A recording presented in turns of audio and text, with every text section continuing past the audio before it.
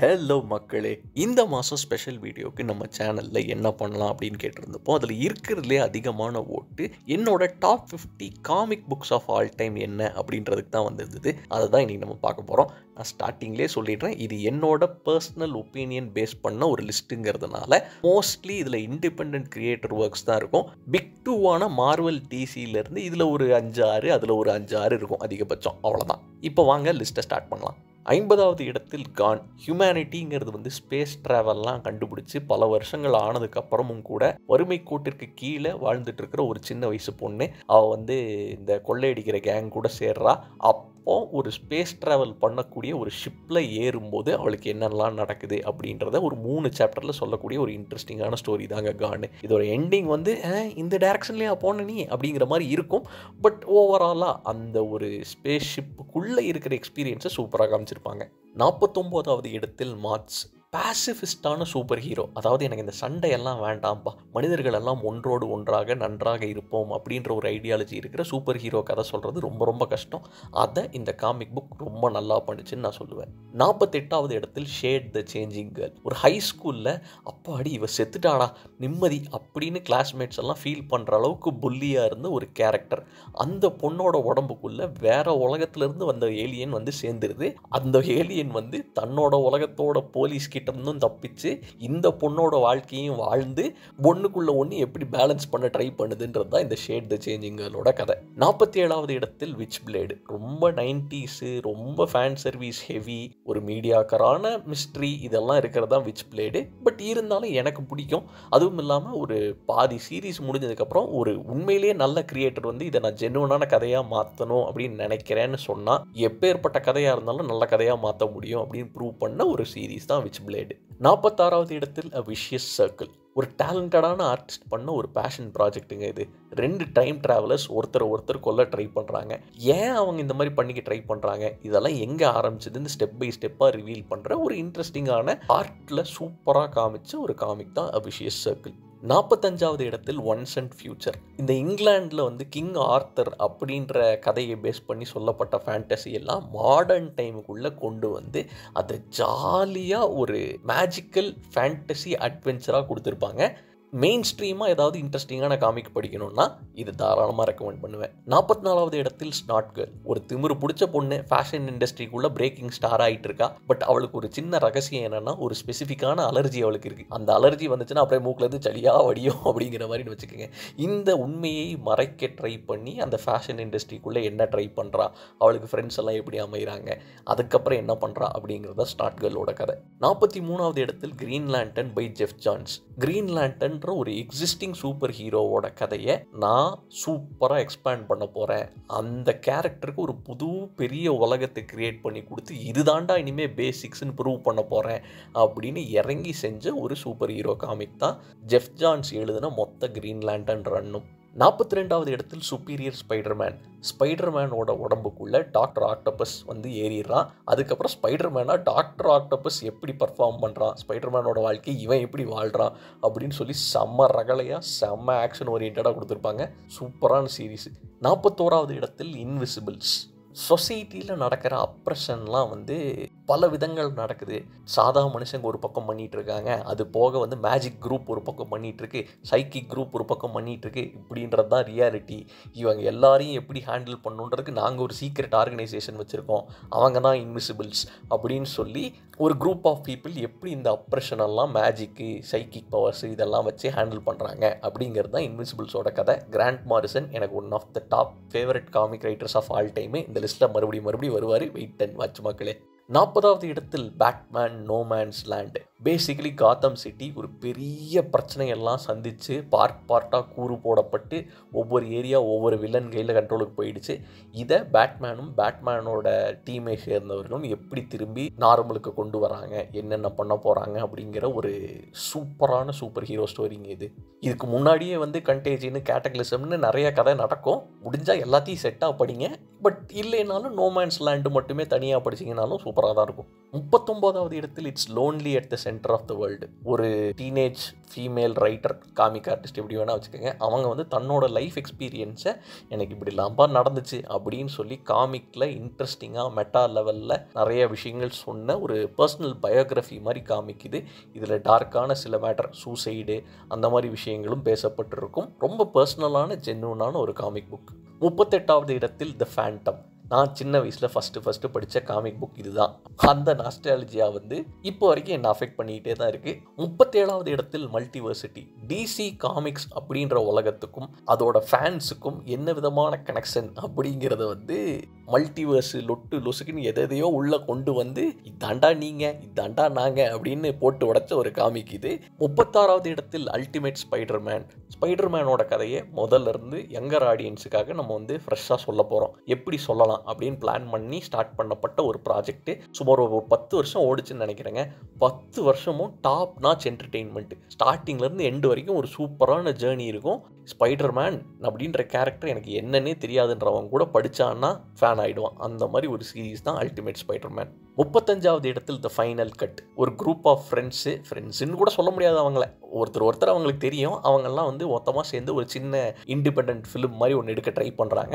அந்த ஃபிலிமோட மெயின் கதையை எழுதுகிறவன் பார்த்தீங்கன்னா ஒரு ரொம்ப ரிசர்வ்டான, ஷையான, இன்ட்ரோவர்ட்டடான ஒரு பையன். அவனோட தாட் ப்ராசஸ் எப்படி இருக்குது, அதுக்கப்புறம் இந்த குரூப் ஃப்ரெண்ட்ஸ் எல்லாம் என்னென்ன மாதிரி பிஹேவ் பண்ணிக்கிறாங்க, உண்மையிலேயே அவங்களுக்குள்ளே ஏதாவது ஒத்து போதா, அந்த படம் எடுத்து முடிக்கிறாங்களா அப்படிங்கிற மாதிரி அவங்களோட வாழ்க்கை தருணத்தில் ஒரு ஸ்லைஸை மட்டும் எடுத்து காட்டக்கூடிய ஒரு இன்ட்ரெஸ்டிங்கான காமிக். 34வது இடத்தில் ஃபேண்டாஸ்டிக் ஃபோர் ஃபுல் சர்க்கிள். சுமார் 1960s ஃபேண்டாஸ்டிக் ஃபோர்ன்ற சூப்பர் ஹீரோ குரூப் வந்து ஒரு ஸ்பேஸ் அட்வென்ச்சர் போயிருப்பாங்க. அந்த கதையை இப்போ 2023 24 எடுத்துகிட்டு வந்து அதுக்கப்புறம் என்ன ஆச்சுன்னு நம்ம ஒரு செகண்ட் போய் எட்டி பார்ப்போமா அப்படின்னு சொல்லி அலெக்ஸ் ராஸ்ன்ற ஒரு டேலண்டடான ஆர்டிஸ்ட்டு போய் அந்த கதையை எக்ஸ்ப்ளோர் பண்ணது தான் ஃபுல் சர்க்கிள். ஒரு கம்ப்ளீட் எக்ஸ்பீரியன்ஸ் கொடுத்துருப்பாங்க. 33வது இடத்தில் ஒய் த லாஸ்ட் மேன். ஒரு வைரஸ் காரணமாக நினைக்கிறேன், மறந்து போச்சு. அது காரணமாக உலகத்தில் இருக்கிற எல்லா ஆண்களும் இறந்து விடுவார்கள், பெண்கள் மட்டுமே இருப்பார்கள். ஒரே ஒரு ஆள் மட்டும், மேல் ஸ்பீஷீஸில் ஒரே ஒருத்த மட்டும் மிச்சம் இருப்பான். ஒரு ஆள், ஒரு குரங்கு, அவ்வளோதான். கதையை கேட்டுட்டு ஏதோ ஆனிமே ஸ்டைல் கதை மாதிரிலாம் நினச்சிக்காதீங்க, ஜென்யூனான ஒரு ஸ்டோரி சொல்லியிருப்பாங்க. 32வது இடத்தில் ஒரு ஃபேன் ஃபிக்ஷன் எழுதக்கூடிய ஒரு ஃபீமேல் ரைட்டருக்கும், அதுக்கப்புறம் இந்த பாண்டேஜ் பிடிஎஸ்எம்லாம் இருக்குல்ல, அதுலலாம் இன்வால்வ் ஆகிருக்கிற ஒரு ஃபீமேல் கேரக்டருக்கும் நடக்கிற ஒரு ரொமான்டிக் ஜேர்னி தான் இந்த சன்ஸ்டோன்ற comic. Obviously mature audience only. But at its core பார்த்தீங்கன்னா இது வந்து ரொம்ப வல்கராவோ அப்படிலாம் இல்லாமல் ஒரு சின்சியரான ரொமான்ஸ் ஸ்டோரிப்பா.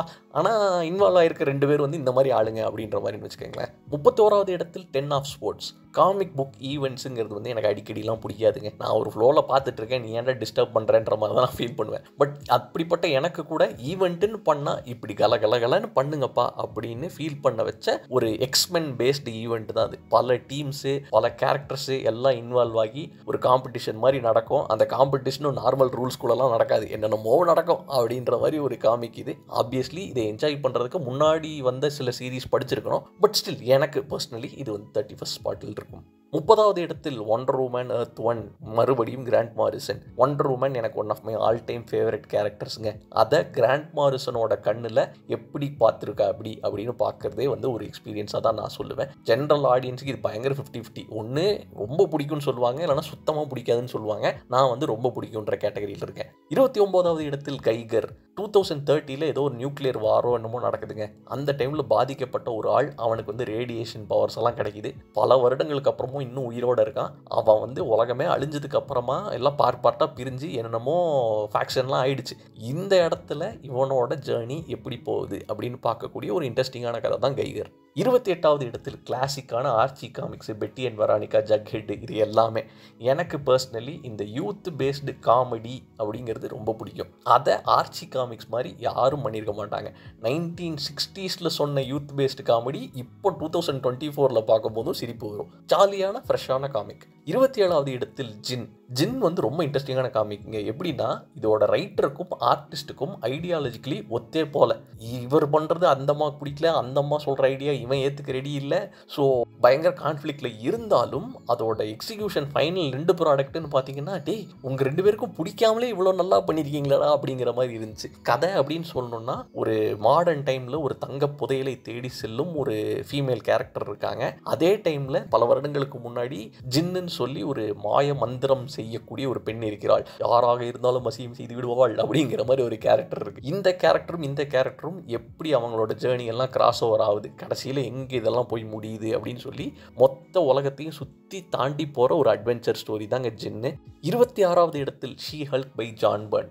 ஷீ ஹல்க்குன்ற கேரக்டர் வந்து டெட்பூல் டைப் கேரக்டர்னு சில பேருக்கு தெரிஞ்சிருக்க வாய்ப்பு இருக்குது. பட் அதை வந்து எவ்வளோ நல்லா பண்ண முடியும் காமிக் புக்கில் இந்த கேரக்டரை நான் வந்து ஷோகேஸ் பண்ணும்போது, அதுவும் இந்த மெட்டா லெவல் காமெடிலாம் சொல்லும்போது எவ்வளோ நல்லா பண்ண முடியும் அப்படின்னு ப்ரூவ் பண்ணி காமிச்ச ஒரு இன்ட்ரெஸ்டிங்கான சீரீஸ் தான் ஷீ ஹல்க். 25வது இடத்தில் பிளாக் மேஜிக். மாடர்ன் டைமில் ஒரு போலீஸ் ஆஃபீஸர் இருக்காங்க, ஆனால் அதே போலீஸ் ஆஃபீஸர் பிளாக் மேஜிக் அதெல்லாம் பண்ணக்கூடிய ஒரு கம்யூனிட்டியில் ஒரு விச்சும் கூட. இந்த மாதிரி ஒரு சுச்சுவேஷனில் பழைய கால மான்ஸ்டர்ஸு, பழைய கால பேய்கள் அதெல்லாம் திரும்பி வருது. அது வந்து இந்த போலீஸை டார்கெட் பண்ணுது. இந்த போலீஸுக்கும் அந்த பேய்களுக்கும் என்ன கதை, இது மூலமா என்னென்ன ட்ரெஜெக்டரி இந்த கேரக்டருக்கு நடக்குது அப்படிங்கிறதெல்லாம் தான் பிளாக் மேஜிக். 24வது இடத்தில் ரெயின். ஜின் மாதிரியே இந்த காமிக்கும் இதோட ஆர்டிஸ்ட்டுக்கு இதை வரைஞ்சு முடிக்கும்போது என்னடா காமிக் வரைஞ்சி வச்சிருக்கேன், எனக்கு பிடிக்கவே இல்லை அப்படின்னு ஃபீல் பண்ண ஒரு காமிக்கு. பட் இருந்தாலும் எனக்கு பர்சனலி ரொம்ப ரொம்ப கனெக்ட் ஆச்சு. கதைன்னு சொல்லணும்னா மழை பெய்யும் போது நல்லா ஷார்ப்பான அப்படியே ஊசி மாதிரி மழை பெஞ்சா எப்படி இருக்கும், அந்த மாதிரி மழை பெஞ்சு மக்கள் எல்லாம் செத்துக்கிட்டு இருக்காங்க. மழை எப்போ பெய்யும் எப்போ நிற்கும்னு யாருக்கும் தெரியாது. இந்த டைம் பீரியடில் ஒரு இடத்துல இருந்து இன்னொரு இடத்துக்கு நம்ம கதையோட மெயின் ஹீரோயின் போகணும். போகிற வழியில் என்னென்ன மாதிரி ஆளுங்களை சந்திக்கிறாங்க, அந்த ஹீரோயின் கடைசியில் எங்கே தான் போய் ரீச் ஆனாங்க அப்படிங்கிறது தான் ரெயினோட கதை. 23வது இடத்தில் நேம்லெஸ். மறுபடியும் கிராண்ட் மாரிசன். நேம்லெஸ் வந்து எக்ஸ்பிளைன் பண்ணுறது ரொம்ப கஷ்டங்க. பேசிக்கலி மேஜிக்கு, ஆக்கல்ட்டு அதெல்லாம் ஸ்பெஷலிஸ்டான ஒரு ஆள் இருக்கான். அவனை வந்து ஒரு டீம் ஆஃப் சயின்டிஸ்ட் வந்து கூப்பிட்றாங்க, தம்பி நம்ம உலகத்தை வந்து இன்னும் கொஞ்சம் டைமில் ஒரு பெரிய மீட்டியர் வந்து அடிக்க போகுது, அதை நம்ம வந்து ஒரு ஸ்பேஸ் ஷிப்பில் போய் தடுக்க போகிறோம், தடுக்கிறதுக்கு மேஜிக் ஆளுகளும் தேவை, அந்த மேஜிக் ஸ்பெஷலிஸ்ட் நீ தான் அப்படின்னு சொல்லி கூப்பிட்டு போகிறாங்க. கேட்குறதுக்கு டிக் டிக் டிக் கதை மாதிரிலாம் யாருக்கா தெரியலாம், பட் அப்படிலாம் கிடையாது, இது சூப்பராகவே எடுத்திருப்பாங்க. 22வது இடத்தில் ஃபாரெவர் ஈவில். ஒன்ஸ் அகெயின் ஒரு ஈவெண்ட் பேஸ்ட் காமிக்னே சொல்லலாம். பேசிக்லி ஒரு குரூப் ஆஃப் வில்லன்ஸ் வந்ததுக்கப்புறம் டிசி காமிக்ஸோட ஹீரோஸான சூப்பர்மேனு, பேட்மேனு எல்லாரும் வந்து அப்படியே ஆஃப் கமிஷன் ஆகிடுவாங்க. அந்த டைமில் வில்லன் குரூப் எல்லாம் என்ன பண்ணி மொத்த வேர்ல்டையும் திரும்ப ரிகவர் பண்ணுறாங்கன்ற மாதிரி ஒரு ஆங்கிளில் சொல்லப்பட்ட ஒரு இன்ட்ரெஸ்டிங்கான கதை தான் ஃபாரெவர் ஈவில். 21வது இடத்தில் the nice house on the lake. மொத்த உலகமும் கொழுந்து விட்டு எரியுதுங்க, அழிஞ்சிக்கிட்டு இருக்க உலகம். இந்த டைமில் 12 பேர் மட்டும் அந்த உலகம் அழியறதுக்கு காரணமான ஏலியன் ஒரு பத்திரமான மேன்ஷனில் வச்சு, நீங்கள் இங்கே எல்லோரும் சேஃபாக இருப்பீங்க, உங்களுக்கு இங்கே என்ன வேணால் கிடைக்கும், நீங்கள் சாப்பாடு வேணும்னு கேட்டிங்கன்னா உடனே சாப்பாடு வந்துடும், ஏதாவது பாட்டு கேட்கணும்னு தோணுச்சுன்னா உடனே அந்த பாட்டு ப்ளே ஆகிடும், ஸோ நீங்கள் கம்ப்ளீட்லி சேஃபு, உலகம் அழிகிறத பற்றிலாம் கண்டுக்காமல் நீங்கள் பாட்டுக்கு இங்கே நிம்மதியாக இருங்க அப்படின்னு சொல்லிட்டு அந்த ஏலியன் போயிடுது. இந்த 12 பேரும் என்ன பண்ண போகிறாங்க, அவங்களுக்குள்ளே என்னென்ன இன்ட்ராக்ஷன்ஸ் நடக்குது, ஒத்து போதா ஒருத்தருக்கு ஒருத்தர், அதுக்கப்புறம் இந்த உலகத்துக்காக எதாவது பண்ணுறாங்களா இல்லையா அப்படின்ற மாதிரி ஒரு டோனில் எடுத்துகிட்டு போகிறது தான் nice house on the lake. 20வது இடத்தில் த ஃபில்த். பேசிக்கலி 24/7 அப்பார்ட்மெண்ட்டுக்குள்ளேயே இருந்துட்டு ஒரு கேடுகெட்ட வாழ்க்கையை வாழ்ந்துட்டு இருக்கிற ஒரு பேச்சுலரு, யாரா நீ ஐயே அப்படின்ற மாதிரி வாழ்க்கையை வாழ்ந்துட்டு இருக்கான். ஆனால் திடீர்னு ஒரு நாள் அவன் லைஃப்பில் ஒரு ஃபீமேல் கேரக்டர் வந்து, ஆக்சுவலி நீ வந்து ஒரு சூப்பர் ஸ்பையி, உன்னோட மைண்டை நீயே பிரெயின் வாஷ் பண்ணி இந்த மாதிரி ஒரு கண்டிஷன் நீ வச்சிருக்க, பட் ஆனால் இப்போ நீ திரும்ப ஆட்டத்துக்கு வர வேண்டிய டைம் வந்துருச்சு, பேரநார்மல் ஆக்டிவிட்டீஸ்லாம் பெருசாக நடந்துட்டு இருக்கு, அதையெல்லாம் இப்போ நம்ம பெருசாக ஸ்டாப் பண்ணி ஆகணும், அதுக்கு நீ தான் வரணும் அப்படின்னு சொல்லி கூப்பிட்டு போகிற மாதிரி ஒரு கதை. ஃபில்த்துன்ற டைட்டிலுக்கு ஏற்ற மாதிரியே படு கேவலமான விஷயங்கள் நிறைய உள்ளே இருக்கும், பட் அதை வந்து கிராண்ட் மாரிசனோட ஸ்டைல்லையே வந்து எக்ஸிக்யூட் பண்ணியிருப்பாங்க. இன்ட்ரெஸ்டிங்கான ஸ்டோரி, வேறு எப்படி சொல்கிறது எனக்கு தெரியல, ஐ டோன்ட் நோ. 19வது இடத்தில் Fantastic Four run by Mark Waid. Fantastic ஃபோர்ன்ற காமிக் புக் டீம் வந்து என்ன மாதிரி ஆளுங்க, 4 பேரும் எந்தெந்த மாதிரி நடந்துக்குவாங்க, அவங்களோட ஆர்ச் ரைவலான டாக்டர் டூம் எந்த மாதிரி ஆள், இவங்களோட ஃபேமிலி டைனாமிக்ஸ் எப்படி, இவங்களோட டே டு டே அட்வென்ச்சர் எப்படி, இதெல்லாம் வந்து அற்புதமாக காமிச்ச ஒரு ரன் தான் Fantastic Four by Mark Waid. 18வது இடத்தில் Betty and Veronica by Adam Hughes. நான் முன்னாடி சொன்னேனே அந்த ஆர்ச்சி கிளாசிக்ஸு, அதில் பெட்டி அண்ட் வெரானிகான்றதை எடுத்து மாடர்ன் டைமில் ரீஇன்டர்பிரேட் பண்ணால் எப்படி இருக்கும் அப்படின்னு சொல்லி 3 இஷ்யூவில் ஒரு ஜாலியான காமிக்காக கலகலகலன்னு சொன்ன ஒரு புக்கு தான் பெட்டி and Veronica by Adam Hughes. 17வது இடத்தில் த மேஜிக் ஆர்டர். மேஜிக்கல் சொசைட்டியில் பலவிதமான ஆட்கள், பலவிதமான ஃபேமிலி எல்லாம் இருக்குது, அவங்கெல்லாம் மக்கள் கண்ணுக்கு தெரியாமல் வாழ்ந்துட்டு இருக்காங்க, இவங்களோட டே டு டே வாழ்க்கையெல்லாம் எப்படி போயிட்டுருக்கு, இவங்களோட பாலிடிக்ஸ்லாம் எப்படி இருக்கும், இவங்க உலகத்தை கான்கவர் பண்ண ட்ரை பண்ணுறதும் அதை ஸ்டாப் பண்ணுறதும், அந்த டே டு டே அட்வென்ச்சர் எப்படி இருக்கும் அப்படின்றத அற்புதமாக காமிச்ச ஒரு சீரீஸ் தான் அந்த மேஜிக் ஆர்டர். 16வது இடத்தில் பேப்பர் கேர்ள்ஸ். சுமார் 1980s டைம் பீரியடில் இந்த வீட்டுக்கு வீடு பேப்பர்லாம் போடுவாங்கல்ல, அந்த குரூப்பை சேர்ந்த மாதிரி ஒரு 4-5 பொண்ணுங்க இருக்காங்க. அவங்களுக்கு திடீர்னு லைஃபையே திருப்பி போடுற மாதிரி ஒரு சம்பவம் நடக்குது. ஃப்யூச்சர்லேருந்து டைம் ட்ராவல் பண்ணிட்டு வந்த மாதிரி ஒரு குரூப் ஆஃப் பசங்க அவங்களோட லைஃப்பில் கிராஸ் ஆகுறாங்க. இது மூலமாக இந்த பொண்ணுங்களோட வாழ்க்கை இவங்களுக்கு எப்படி எப்படிலாம் சேஞ்சஸ் ஆகுது, என்னென்ன மாதிரி அட்வென்ச்சர் போகிறாங்க அப்படின்னு சூப்பராக எக்ஸைட்டிங்காக சொன்ன ஒரு டைம் ட்ராவல் ஸ்டோரி தான் பேப்பர் கேர்ள்ஸ். 15வது இடத்தில் லோ. ஹியூமனிட்டி சர்ஃபேஸில் வாழ முடியாதுன்ற அளவுக்கு வெப்பநிலையெல்லாம் மாறி போச்சு. எல்லாரும் கடலுக்குள்ளே போய் வாழ ஆரம்பிச்சிட்டாங்க. அந்த நிலைமையில கூட இன்னும் ரொம்ப வருஷம்லாம் ஹியூமனிட்டி கிடையாது. இந்த டைமில் ஒவ்வொரு ராயல் ஃபேமிலி அவங்களோட லைஃப் ஸ்டைல் எப்படி இருக்குது, சாதா மக்களோட லைஃப் ஸ்டைல் எப்படி இருக்குது, அதில் பைரேட்ஸ் எப்படி இருக்காங்க அப்படின்னு ஒரு செட்டப்பை காமிச்சு அந்த ராயல் ஃபேமிலியில் இருந்து ஒரு முக்கியமான 3-4 கேரக்டர்ஸ் ஒரு சம்பவம் நடந்ததுக்கப்புறம் பிரிஞ்சு போயிடுவாங்க. அவங்களோட இண்டிவிஜுவல் லைஃப் எல்லாம் எப்படி இருக்குன்னு ட்ராக் பண்ணுற ஒரு பயங்கரமான இன்டென்ஸான ஸ்டோரிங்க. ஒரு அட்வென்ச்சராகவும் சரி, சைஃபை ஃபேண்டசியாகவும் சரி, சூப்பரான காமிக். 14வது இடத்தில் டாம் ஸ்ட்ராங். இந்த 1940s 1950ஸ்லாம் சூப்பர் ஹீரோ காமிக்ஸ் எல்லாம் வந்துச்சுல்ல, அதை நான் மாடர்னாக ப்ரெசென்ட் பண்ணால் இப்படி தான்ப்பா இருக்கும் அப்படின்னு சொல்லி கற்பனை பண்ணி சொன்ன ஒரு அற்புதமான காமிக் சீரீஸ் தான் டாம் ஸ்ட்ராங். 13வது இடத்தில் Wonder Woman Historia. Wonder Woman பிறக்கிறதுக்கு முன்னாடி ஒண்டர் உமனோட அம்மாவான ஹிப்போலிட்டாவோட கதை எப்படி ஆரம்பிச்சுது, அந்த ஒண்டர் உமன் யூனிவர்ஸுங்கிறதுல என்னென்ன மாதிரி விஷயங்கள், எந்தெந்த காட்ஸ் எப்படி எப்படி இன்வால்வ் ஆயிருக்காங்க அப்படின்னு சொல்லி அக்கு வேறா ஆணி வேறா காமிச்ச ஒரு சூப்பரான காமிக்ஸ் தான் இது. இதை காமிக்ஸே பிடிக்காதவங்க படித்தா கூட அவங்களுக்கு இந்த கதை கிளிக் ஆகுன்றது என்னோட நம்பிக்கை. 12வது இடத்தில் த சில்லிங் அட்வென்ச்சர்ஸ் ஆஃப் சப்ரீனா. நான் முன்னாடி சொன்னல ஆர்ச்சி காமிக்ஸ், அந்த செட்டில் சப்ரீனான்னு சொல்லிட்டு ஒரு மேஜிக் விட்சை பேஸ் பண்ண காமெடி கதைகள்லாம் இருக்குது. அந்த காமெடி கதையோட கோரை எடுத்து இதை நான் சீரியஸாக பார்த்தா எப்படி பண்ண முடியும் அப்படின்னு சொல்லி அட்டெம்ப்ட் பண்ண ஒரு காமிக் தான் Chilling Adventures of Sabrina. But unfortunately இது கேன்சல்டுன்னே சொல்லலாம். அந்த அளவுக்கு அதோட ஆத்தர் இந்த காமிக் பக்கம் திரும்பி வரப்போகிற மாதிரியே தெரியல. பட் ஸ்டில் ஒரு அட்மாஸ்பியரிக் ஸ்டோரியாகவும் சரி, ஒரு ஹாரர் ஸ்டோரியாகவும் சரி, இந்த காமிக் ஒரு ஸ்பெஷலான எக்ஸ்பீரியன்ஸ் தான். 11வது இடத்தில் கால்வின் அண்ட் ஹாப்ஸ். இதை பற்றி நான் எக்ஸ்பிளைன் பண்ணணும்னு அவசியம் இல்லை. பட் ஹியூமன் எக்ஸ்பீரியன்ஸுங்கிறது நிறைய விதத்தில் நிறைய இடத்துல எல்லாருக்கும் காமனானது தான். இந்த மாதிரி யோசனைகள், இந்த மாதிரி ஒரு கருத்துக்கள் இதெல்லாம் நமக்கு எல்லாருக்கும் காமனாக வரும்ன்றது இந்த காமிக் மாதிரி எந்த காமிக்கும் ப்ரூவ் பண்ணாதுன்றது என்னோட கருத்து. அதையும் காமெடியாக சொல்கிறதுங்கிறது வேற லெவல் விஷயம். 10வது இடத்தில் காஃபின் பவுண்டு. ஒன்ஸ் அகெயின் பயங்கர டிஸ்டோப்பியன் ஃபியூச்சரு, உலகமே நாரி போய் கிடக்கு. அந்த டைம் பீரியடில் ஒரு ஸ்பெஷலான கில்லர் டைப் கேரக்டர் இருக்குது. அந்த கேரக்டர் நீங்கள் ஒருத்தங்க மேலே ஏவி விட்டீங்கன்னா அந்த ஏவி விடப்பட்ட ஆள் சாகிற வரைக்கும் அந்த கேரக்டர் அவனை துரத்திக்கிட்டே இருக்கும். இப்படி அந்த கில்லர் கேரக்டரால் துரத்தப்படுற ஒரு கேரக்டர் தான் நம்ம கதையோட மெயின் ஹீரோயின். சாவு கிட்ட வந்துருச்சுன்னு தெரிஞ்சதுக்கு அப்புறமா தன்னோட மிச்ச நாட்களில் என்னென்ன செய்ய போகிறார், யார் யாரை எப்படி எப்படி போய் பார்த்து பேச போகிறாங்க, இதிலிருந்து எப்படி தப்பிக்க முயற்சி பண்ணுறாங்க, இப்படிங்கிறதெல்லாம் தான் காஃபின் பவுண்டோட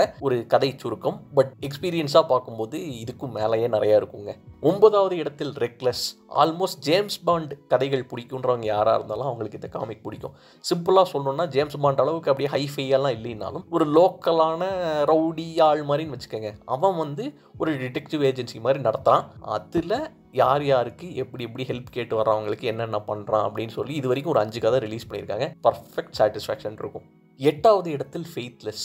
நம்மளோட மாடர்ன் டே வேர்ல்டில் மேஜிக் இந்த ஆஸ்ட்ரானமி, ஆஸ்ட்ராலஜி அந்த மாதிரி மேஜிக்கையும் இன்ட்ரெஸ்ட் எடுத்து ஃபாலோ பண்ணுற ஒரு பொண்ணு இருக்கா.